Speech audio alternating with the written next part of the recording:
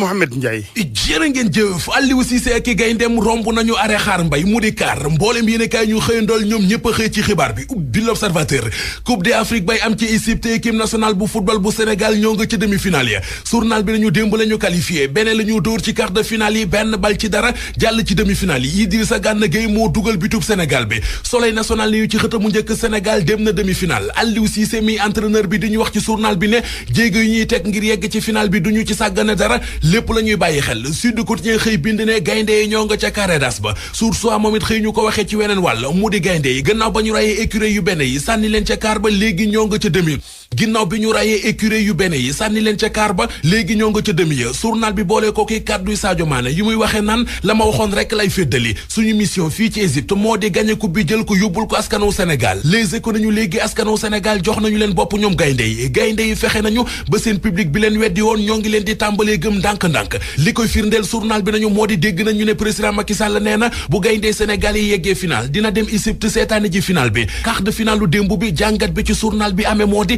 lu baaxoon ca max ba rek tànkub Sadio Mané nga ca waaye kenn du Idrissa Gana Gueye moo toj max ba rajax Diao Baldé Keita moom mënoon naa ñàkk ci max bi ne feeñul fenn dugg na ba génn defu fa lu kenn xam la si ne kay nañu gayndee Sénégal yi ca kan ba ñoo ngi révélo askanu Sénégal enquête nañu fi ñu toll nii kay ak li gaynde yi wane ku mu neex gént ne ginnaaw bi ñu footballee benn lu rëy gagné ko ci ndam lu amul benn werante qualifié ci demi-finale yi ñaari ndam rek moo dese Sénégal ngir mu gagné coupe d'Afrique bu njëkk Michel Dussier di entraîneur équipe nationale bu Bénin di ñu wax ci xët mu njëkk enquête ne vitesse bi équipe bu Sénégal bi doon dawe moom la samay football kat àttanul woon entraîneur bu Sénégal di Aliou Cissé ci Vox Populi mi ngi fay xamle ne ci juróomi at yi ma nekk gum ci bopp équipe nationale bu Sénégal liggéey rek moo fiy farata ne Sénégal toog na fukki at ak juróom-ñaar yu mu demul coupe du monde def nañu ko Sénégal toog na fukki at ak ñett yu mu suyewul demi-finale coupe d'Afrique yàlla def na tey jii ñoo nga ca Le Quotidien nañu ren ji Idrissa Gana Gueye moo ñu teree wàcc croisement quart de finale Gana moo ñu tàqale gaafu quart de finale benn bit ba am ca max ba moo ko fa dugal moom it la ñu def homme du max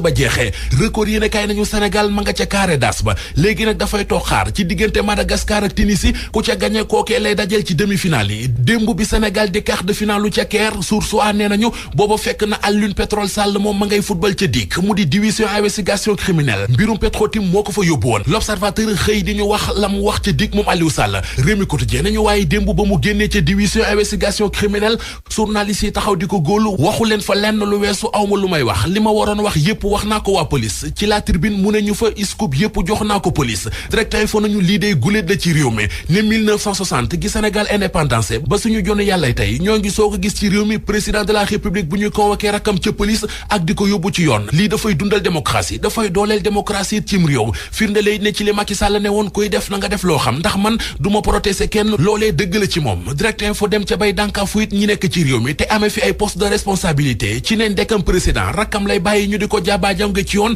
rawatina keneen Les Échos nañu coow li ci mbirum Petro-Tim dafay bëgg a soppali ko doon coowal famille ci seen biir ñoom wàccal leen ñun nañu ànd dem xooli xët mu njëkku la Tribune ca quartier rue 10 ga ca Mbay Fall journal bi nee nañu benn xale bu am fukkeet ak juróom moo fa tër magam ju góor ne ko deqet rendi